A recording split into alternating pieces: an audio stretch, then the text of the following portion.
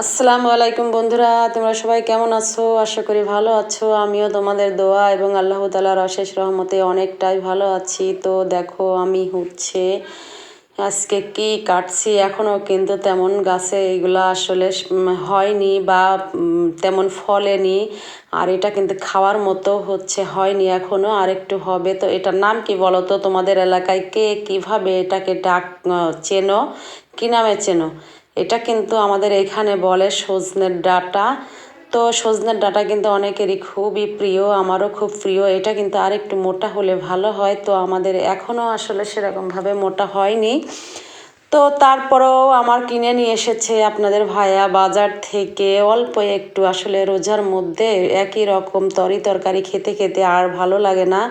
তো যাই হোক, এই অল্প একটু ডাঁটা, মাত্র 1 পোয়া ডাঁটা, এটার দাম কিন্তু 60 টাকা নিয়েছে। অল্প কয়েকটা, খুব গুনে হলেও মনে হয় 6-7টা ডাঁটা হবে।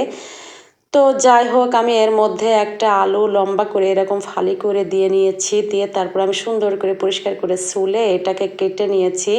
তো তোমরা যদি ইউটিউব থেকে দেখে থাকো তাহলে আমাকে সাবস্ক্রাইব করো, আর যদি ফেসবুক থেকে দেখছো তাহলে লাইক, কমেন্ট এবং শেয়ার করে পাশে থেকো।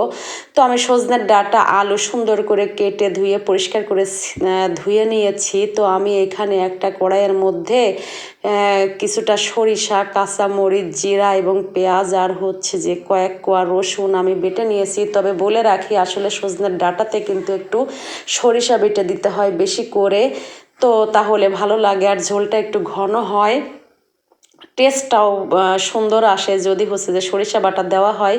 তো আমি সব মশলাগুলো কড়াইয়ের মধ্যে তেল দিয়ে, তেলের মধ্যে মশলাগুলো দিয়ে হলুদ, লবণ সব কিছু দিয়ে আমি সজনার ডাঁটা দিয়েছি। তারপরে দেখো আমি একটা টমেটোকে 4 ফালি করে কেটে নিয়ে সজনে ডাঁটার মধ্যে দিয়ে সুন্দর করে নাড়াচাড়া করে প্রত্যেকটা যে ডাঁটার গায়ে মশলাটা মাখাইয়ে নিচ্ছি। নেওয়ার পর আমি একটু পানি দিয়ে এটাকে সিদ্ধ হওয়ার জন্য ঢেকে দিব। তো যাই হোক, সজনের ডাঁটা কিন্তু বেশি দিন থাকে না। যাই হোক, এই জন্য আপনাদের ভাইয়া একদম বাজারে যেদিন থেকে ওঠে, ও যদি দেখতে পাই সেদিন থেকেই আসলে যতদিন পর্যন্ত বাজারে থাকবে ততদিন পর্যন্ত সে কেনে। তো এটা কিন্তু সাজো সাজো রান্না করলে ভালো হয়। সাজো বলতে এই মনে করো এখন গাছ থেকে পেড়েছি, আজকে রান্না করে ফেলতে হবে, তা না হলে কিন্তু এটা ভালো লাগে না। তো আমাদের এদিকে কিন্তু একটু সজনের ডাঁটার মধ্যে মসুরির ডালও অল্প করে একটু দেয়। তো আবার মসুরির ডাল না দিয়েও রান্না করে। তো আমি আজকে যে অল্প একটু মসুরির ডাল দিয়েছি, দিয়ে আমি এটাকে রান্না করব, যেহেতু ডাঁটা একেবারেই কম। তো আমি ডাল দিয়ে সব কিছু দিয়ে পানি দিয়ে আমি সুন্দর মতো নাড়াচাড়া করে ঢেকে দিব। তো এই তরকারিটা তোমরা কে কে পছন্দ করো? তরকারিটা আমার দেখো অলরেডি যে টকবক করে ফুটতে শুরু করেছে। তো আমি এটাকে কিন্তু সুন্দর মতো কষাচ্ছি। এটা আমি কিন্তু তেমন বেশি ঝোল রাখবো না, একটু মাখো মাখো চচ্চড়ি করব।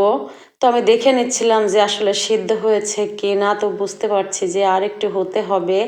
তো আমি আসলে বেশি ঝোল রাখবো না। এই যে আমার কিন্তু তরকারিটা প্রায় হয়ে এসেছে। তো আমি আর একটু শুকানোর জন্য, সেদ্ধ হওয়ার জন্য ঢাকা দিয়ে ঢেকে রেখেছিলাম। তো দেখো ফাইনালি আমার তরকারিটা এরকম হয়েছে। আল্লাহ হাফেজ।